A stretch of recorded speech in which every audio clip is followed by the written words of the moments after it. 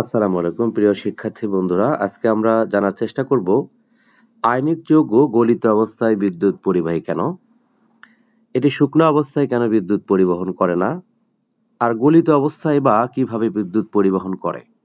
তাহলে চলো শুরু করি। বিদ্যুৎ পরিবহনের দুইটি শর্ত আছে। একটি হলো হয় ইলেকট্রনের প্রবাহ হতে হবে, আর না হলে আয়নের চলাচল হতে হবে। আয়নের চলাচল, এই দুইটার যে কোনো একটি যদি ঘটে, ইলেকট্রনের প্রবাহ অথবা আয়নের চলাচল, তাহলেই বিদ্যুৎ প্রবাহিত হবে। এখন আয়নিক যৌগ যদি কঠিন অবস্থায় আমরা নেই, ধরো সোডিয়াম ক্লোরাইড অথবা ম্যাগনেসিয়াম ক্লোরাইড, এই যৌগগুলোকে যদি আমি কঠিন অবস্থায় নেই, কঠিন অবস্থায় এটি কোনো আয়ন তৈরি করতে পারে না। ফলে এর মধ্যে বিদ্যুৎ চালনা করলে আয়নের বা ইলেকট্রনের প্রবাহ চলতে পারে না। ফলে শুকনো অবস্থায় আয়নিক যৌগসমূহ বিদ্যুৎ অপরিবাহী হয়ে থাকে। এখন যদি আমরা গলিত অবস্থায় নিয়ে যাই, তাহলে যে ঘটনাটি ঘটবে দেখো, আমরা যদি সোডিয়াম ক্লোরাইডকে পানির মধ্যে দেই, পানির মধ্যে সোডিয়াম ক্লোরাইড দিলে এটি তৈরি করবে সোডিয়াম আয়ন এবং তৈরি করবে ক্লোরাইড আয়ন।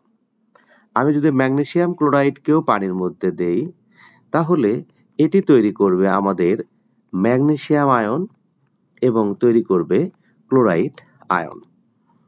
এখন এই পানিতে দেওয়ার পর এই যে আয়নিক যৌগগুলো আয়ন তৈরি করলো, এই আয়নের মধ্যে যদি আমরা বিদ্যুৎ চালনা করি, তাহলে সেই দ্রবণে বা আয়নের দ্রবণে আয়নগুলোর চলাচল শুরু হবে।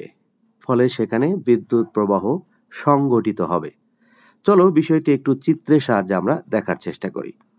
ধরো এটি একটা পাত্র, এই পাত্রের মধ্যে আমরা সোডিয়াম ক্লোরাইড নিয়েছি, যেখানে সোডিয়াম ভেঙে গিয়ে সোডিয়াম আয়ন এবং ক্লোরিন ভেঙে গিয়ে ক্লোরাইড আয়নে পরিণত হয়েছে।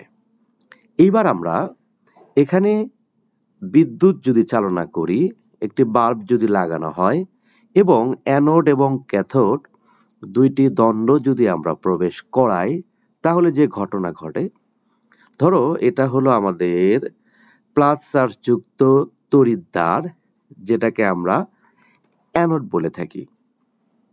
অপরদিকে এটি হচ্ছে মাইনাস তড়িৎদ্বার, যেটাকে আমরা ক্যাথোড বলে থাকি। এখন এই গলিত অবস্থায় সোডিয়াম ক্লোরাইডের এই দ্রবণে যদি আমরা বিদ্যুৎ চালনা করি, তাহলে এই সোডিয়াম প্লাস আয়ন এটি মাইনাসের দিকে ধাবিত হবে এবং ক্লোরাইড মাইনাস আয়ন এটি প্লাসের দিকে ধাবিত হবে। ফলে এই পুরো দ্রবণের মধ্যে আয়নের চলাচল শুরু হবে। ধনাত্মক আয়ন যাবে বিদ্যুতের মাইনাস প্রান্তের দিকে এবং এই যে আয়নিক যৌগের ঋণাত্মক প্রান্ত বিদ্যুতের ধনাত্মক প্রান্তের দিকে ধাবিত হবে। ফলে পুরো দ্রবণের মধ্যে আয়নের চলাচল সৃষ্টি হবে। আমরা আগেই বলেছি, বিদ্যুৎ প্রবাহের জন্য হয় ইলেকট্রনের চলাচল লাগবে, না হলে আয়নের চলাচল হতে হবে। এখানে যেহেতু আয়ন চলাচল করবে, সুতরাং গলিত বা দ্রবীভূত অবস্থায় আয়নিক যৌগ বিদ্যুৎ পরিবহন করবে। কিন্তু কঠিন অবস্থায় যেহেতু এখানে কোনো আয়ন তৈরি হবে না, সেহেতু কঠিন অবস্থায় আয়নিক যৌগের মধ্যে আয়নের চলাচল শুরু না হয়, এটি হবে বিদ্যুৎ অপরিবাহী। আশা করি বিষয়টি বুঝতে পেরেছো।